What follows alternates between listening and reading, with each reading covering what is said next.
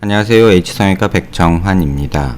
오늘 설명드릴 내용은 본시멘트를 활용한 사각턱 재건과 3D 프린터를 활용한 사각턱 재건, 그 부분에 있어서 중요한 포인트 몇 가지들을 설명드리려고 합니다.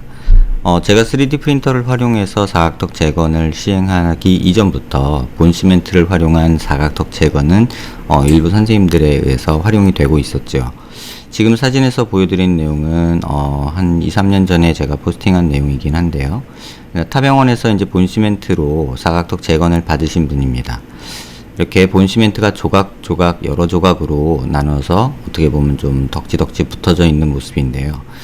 당시에는 3D 프린팅 기술이 없었고, 그렇기 때문에 수술 중에 본시멘트를 반죽을 해서 원하는 부위에 이렇게 모양을 잡아주는 이러한 수술이 시행되었죠. 그래서 CT를 보시면 이렇게 조금 울퉁불퉁하고 여러 조각으로 나뉘어진 본시멘트 모습을 볼 수 있고요. 또 이렇게 경화 과정에서 조금 떨어져 나온 이런 모습도 볼 수 있습니다. 또 뼈와 약간 이렇게 좀 떨어진 이런 모습도 볼 수 있고요. 지금 보시면 한 덩어리, 두 덩어리, 세 덩어리, 네 덩어리, 한 6덩어리 정도의 본시멘트가 활용이 돼서 부족한 부위의 볼륨을 이제 메꿔주는 수술이 되었죠. 사실 본시멘트를 활용하긴 재건도 있었고, 또 실리콘 보형물을 깎아서 만든 그런 보형물을 이용한 재건술이 있었고요.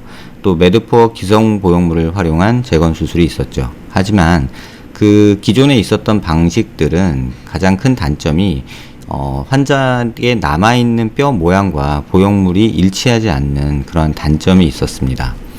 그리고 또 한 가지 설명드려야 될 내용은 이 슬라이드에서 보시다시피 이건 제 개인적인 생각일 수도 있습니다만 많은 의사 선생님들이 아마 동의해 주실 수 있다고 생각을 하는데요. 이렇게 양악 수술이나 어떤 턱끝 전진술 후에 남아있는 이런 플레이트나 스크류 위에 어떤 보형물이 삽입되는 것은 개인적으로는 조금 거부감이 있습니다. 기왕 수술을 하기 위해서 열고 들어갔으면 이러한 플레이트를 제거하고 재건 수술을 진행하는 것이 맞지 않을까라는 생각이 있고요.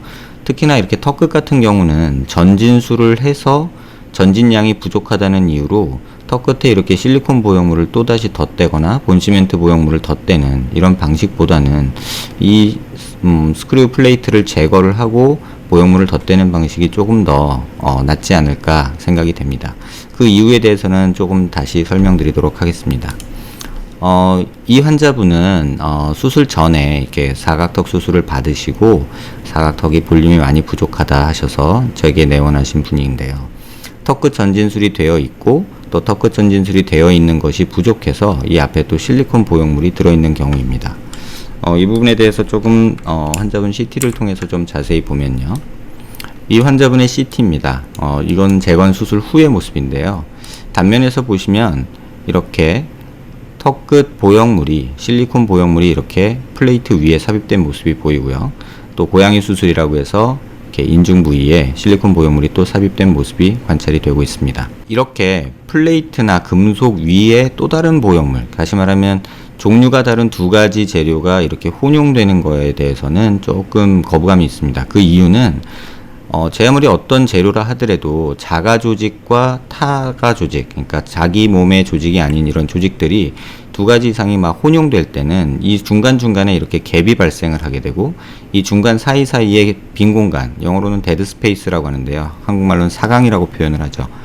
이러한 사강들은 결국은 비어있는 공간이 되고, 그 안쪽으로 물론 흉살이 차기도 하지만 이러한 흉살이 찬 부위는 잠재적으로는 염증 위험이 있고요. 또는 보형물 이탈이나 어떤 부작용의 원인이 된다고 개인적으로 생각하고 있습니다.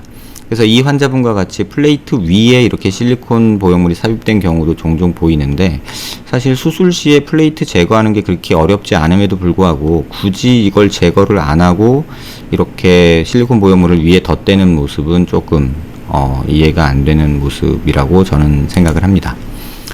이 환자분 같은 경우는 사각턱 재건을 이제 다른 병원에서 받으셨던 분인데요. 앞서 설명드린 본시멘트를 활용한 재건이 이렇게 3D 프린팅 기술을 이용하지 않고 덕지덕지 붙인 어떤 모습이라면, 3D 프린터를 활용한 보형물 제작을 해서 이렇게 삽입된 보형물 모습도 보입니다.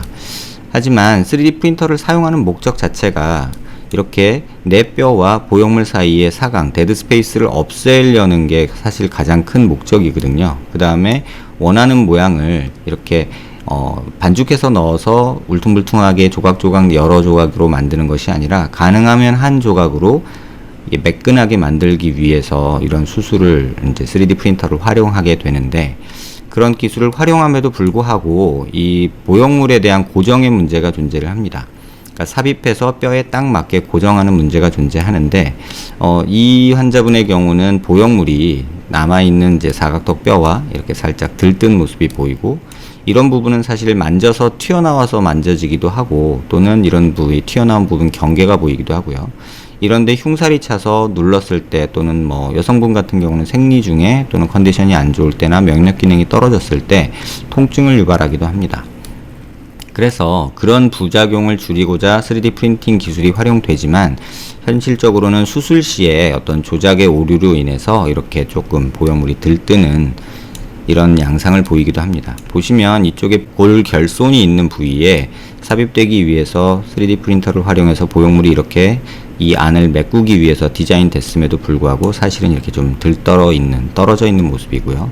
이 뒤쪽 부분은 또 아예 약간 뒤로 밀려서, 아마도 이 끝이 아마 요 정도까지 삽입이 됐어야 요 점이 이 뼈와 맞닿아서 빈 공간이 없을 텐데, 뒤로 약간 밀려서 삽입이 돼서 고정이 안 되고 이렇게 들뜬 모습이 관찰이 되고 있습니다. 이 환자에서 이제 보셔야 될 것은, 이렇게 수술 전에 이쪽 볼륨이 없어서 보형물이 좀 이렇게 삽입된 모습이고요. 옆에서 보시면 이 부위가 이렇게 보형물이 삽입됐지만 약간 들뜬 모습이고, 그 다음에 옆에서 보시면 비대칭이 굉장히 심한 환자입니다. 물론 광대도 문제가 있지만 이렇게 비대칭이 있는 환자인데, 비대칭을 맞추려고 수술하신 건 아니고요. 이제 부분에 이제 볼륨이 부족해서 이렇게 사각턱을 만드셨는데, 이렇게 들뜨는 양상이 이제 결론이 난 거죠. 반대쪽에서 보시면 이렇게 실리콘 보형물이 있으면서 플레이트도 있는, 그래서 그 주변에 가골이 형성돼서 이렇게 뼈가 조금 남아있는 모습입니다. 정면 모습에서 보시면 여기 귀족 수술이 된 모습도 볼 수 있는데요. 제가 의사 생활하면서 본 귀족 보형물 수술 중에 가장 대칭이 잘 맞고 잘 삽입된 보형물이라고 해도 과언이 아닐 정도로 굉장히 잘 들어 있습니다. 하지만 팔자주름이 이 위치에 있는 것이 아니라, 여기가 가장 높은 부위거든요. 팔자주름은 이 위치에 있거든요. 그래서 사실 제일 높아야 되는 부위가 이 부위인데 불구하고 약간 위쪽으로 가서 팔자주름 개선 효과는 떨어지지만 그래도 대칭적으로 문제없이 삽입된 보형물이 관찰이 되고 있습니다. 이 환자분에 대해서 조금 더 자세히 보시면 앞서 말씀드린 플레이트 위에 실리콘 보형물이 있는 모습, 그 다음에 이 모습은 환자를 고개 든 모습에서 이제 대칭성을 보기 위해서 이제 보여드리는 모습인데요.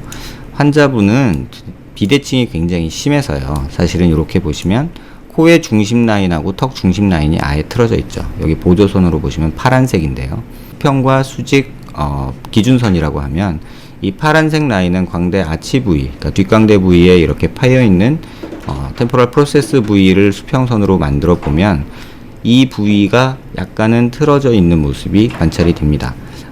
좌우폭, 수평폭은 그닥 많이 틀어져 있지는 않지만 이 중심축이 틀어지면서 이렇게 기울어진 모습이 관찰이 되죠. 따라서 환자분은 오른쪽 사각턱이 조금 더 많이 모질란 느낌으로 수술이 되었고요.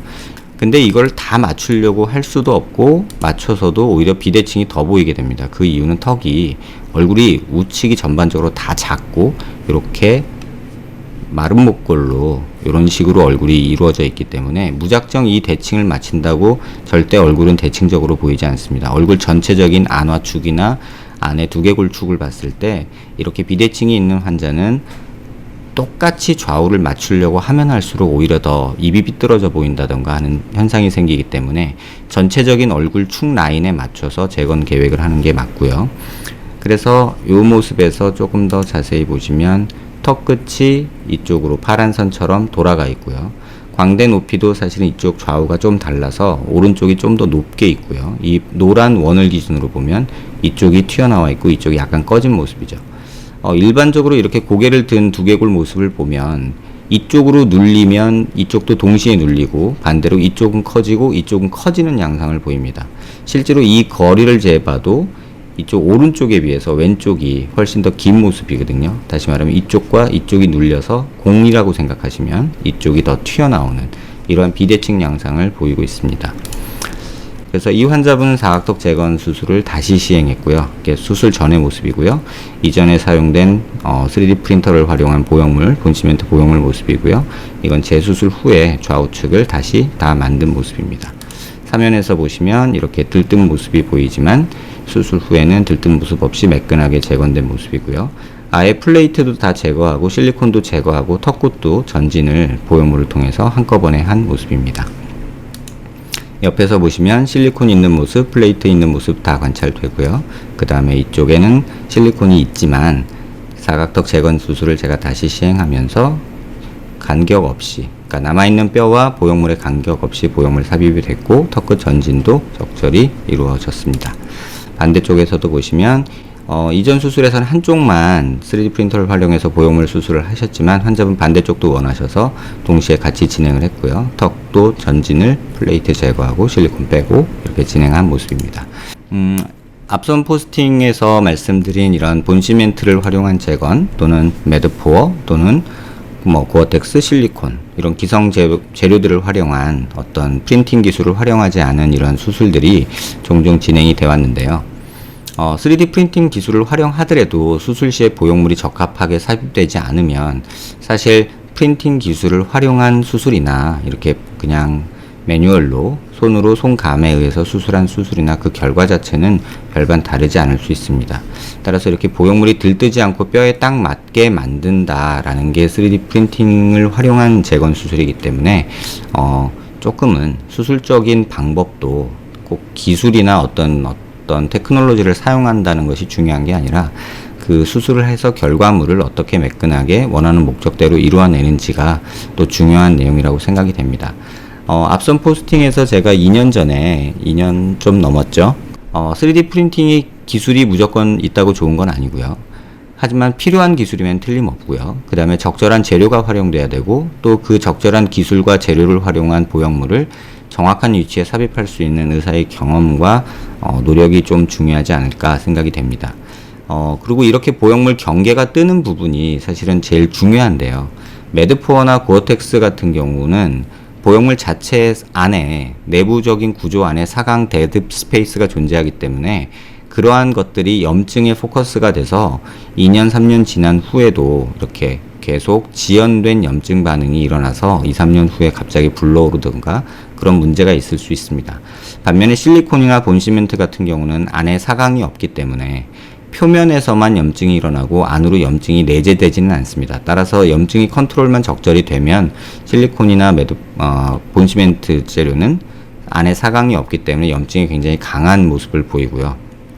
설사 그러한 사각이 없는 보형물 재료를 사용한다 해도 뼈와 보형물 사이의 간격이 이렇게 커서 사각이 있다면 이런 것들이 많은 문제를 일으킬 수 있는 염증의 원인이 될 수도 있는 그런 모습을 볼 수 있습니다. 많은 분들이 관심 있어 하시고 많이 질문 주시는 내용이기도 합니다. 재료도 굉장히 많이 활용될 수 있고요. 하지만 중요한 거는 적절한 재료, 적절한 기술, 그 다음에 적절한 경험을 가진 의사의 손길이 또 노력이 중요하리라 생각이 됩니다. 다음 포스팅도 조금 관심 있게 지켜봐 주시길 바라고요. 관심 있는 분들께 도움되는 내용이 되었길 바랍니다.